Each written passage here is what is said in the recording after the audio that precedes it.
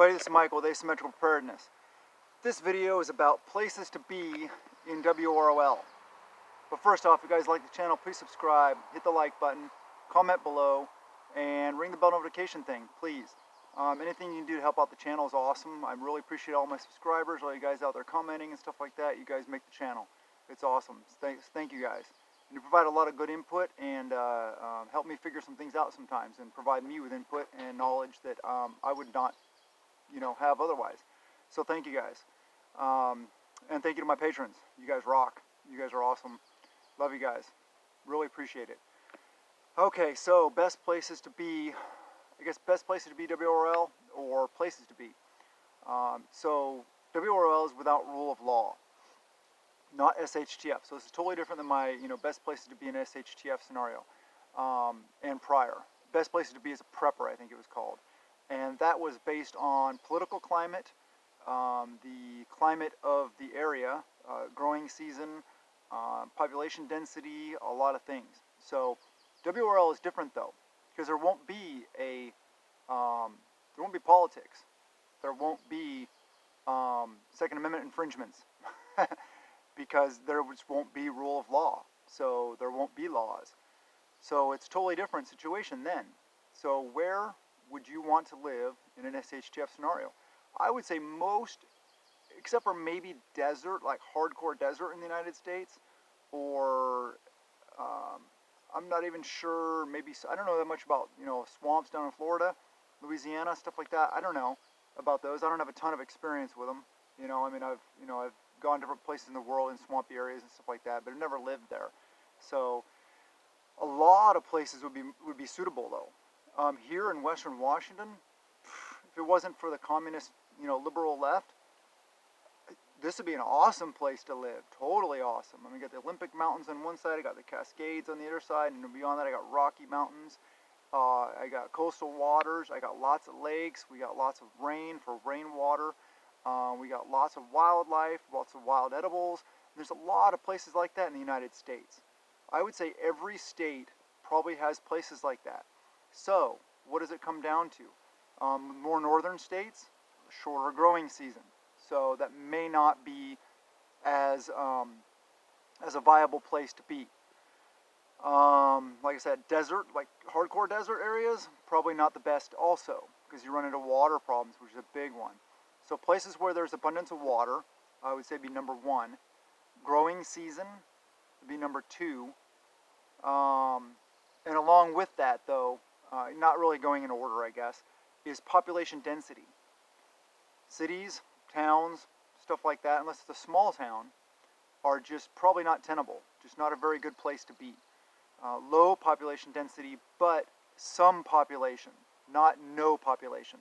I'm not saying, take your float plane back in the backwoods of Alaska, where, the closest person is 200 miles from you. That's not a very good situation either, because you have nobody to rely on, nobody to trade with, nobody to barter with, nobody to form a defense with, stuff like that. So you want some population density, but not too much. Rural areas, pretty much. Areas that are good for farming, growing, raising livestock, stuff like that. So really ask yourself, is your area sustainable for that? There's a lot more areas that open up in a situation like that when you're not dealing with the politics of nowadays with rule of law. Without rule of law and no politics, a lot of the country's really good. So look at where you live, I guess. If you're not rural, I would suggest trying to move rural. Small town America, out in the woods somewhere, little cabin in the mountains, whatever. Just like I said, not too rural. Defensible is another situation to look at. How defensible is your area? If you live in one of those flat states, defenses can be very difficult. But also, it has some benefits. You can see somebody coming from a long ways away. But unless you're hidden very well, they can see you from a long ways away. Engagement distances are way different. Marksmanship is always important, but long-range marksmanship in some of those areas is going to be very, very important. Around here it's really dense and stuff like that, so you're really not going to get too many shots past, say, 300 yards, unless you're looking at the water, across the water or something like that, or down power lines. There's some areas that you do get longer shots around here, but I would say most of it is going to be within 300 yards of me. So yeah, defensibility, mindset of the people.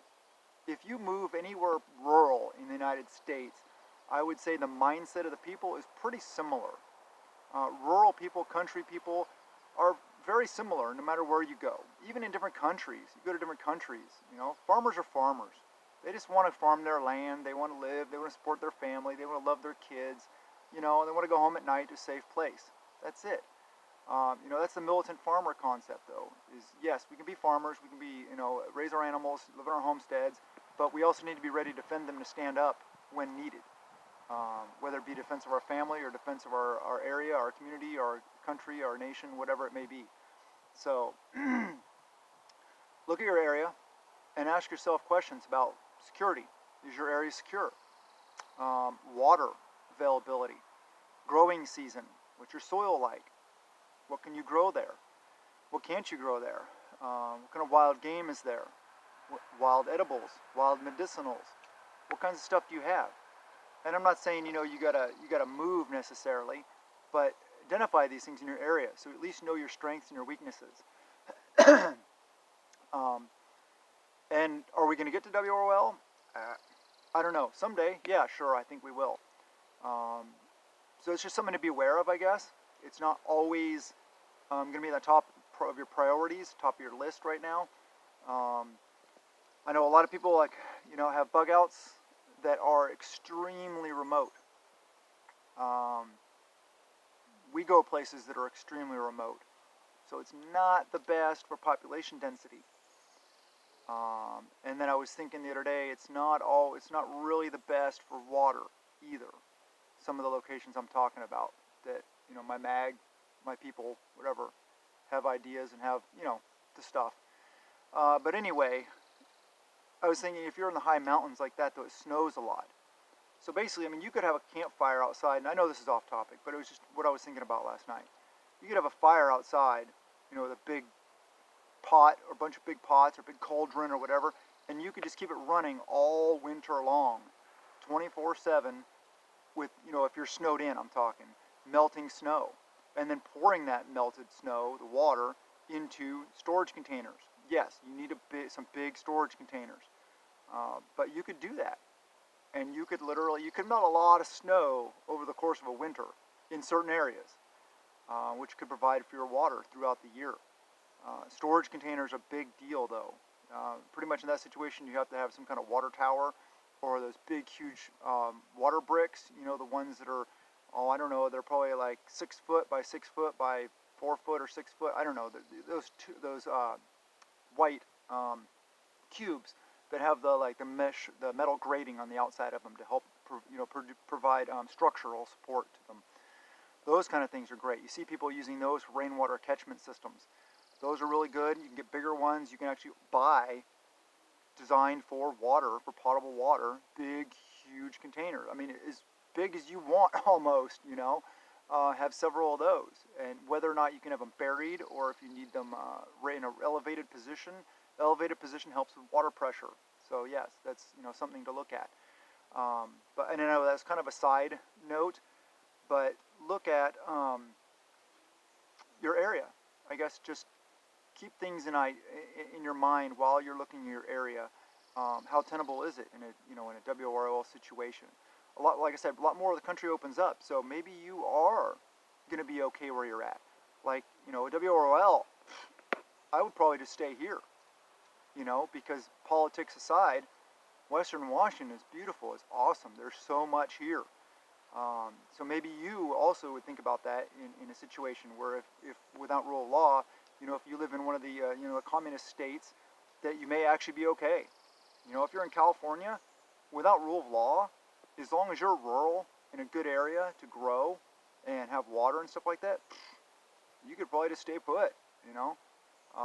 There's a lot of good mountains, beautiful places up by Shasta and stuff like that in California, Northern California, redwoods. There's a lot of different places around this country that you may not think of.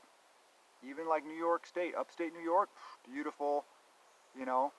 We mainly look at like right now with rule of law and SHTF, meaning that stuff has hit the fan, but we still have rule of law, which is what we are in right now. We are in SHTF right now because of coronavirus, on lockdown and stuff like that.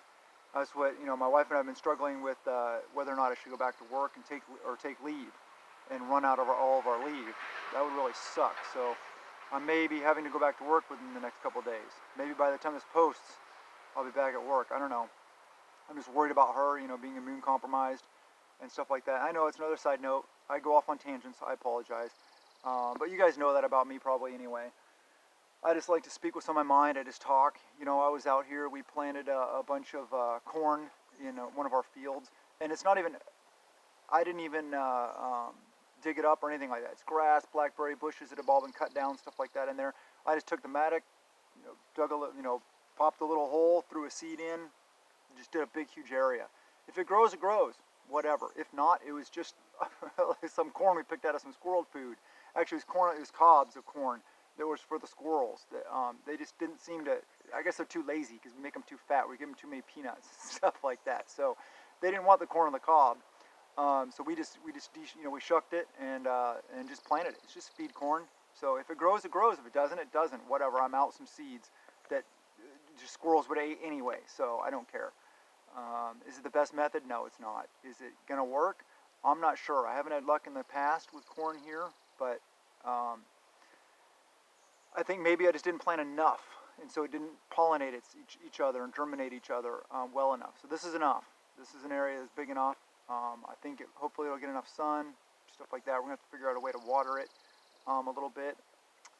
But yeah, look at your situation, look where you are, and think about, you may, if things go totally south, you may actually be better just staying where you're at.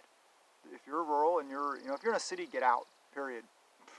Without rule of law, gangs are going to take over, it's going to be horrible. There's going to be just death, bad, bad, bad. Lots of death, lots of suffering, and yeah, there's a lot of starving people in cities. Get out into the country, go rural. Prep a little every day, and prep at a peace of mind. Prep at a peace of mind, not out of fear. I love you guys, and I'm so appreciative of you guys being here, like I said. And especially the people that sit there and they actually listen to the whole video. I appreciate that. Thank you for the view time. That really helps the algorithm also. And I know I'm saying it here at the end of the video where nobody's still watching. But those of you that are still here, thank you very much. I appreciate you guys actually listening to all my rants and my side rants and my meandering, crazy mind. So I love you guys, and blessings to you and yours.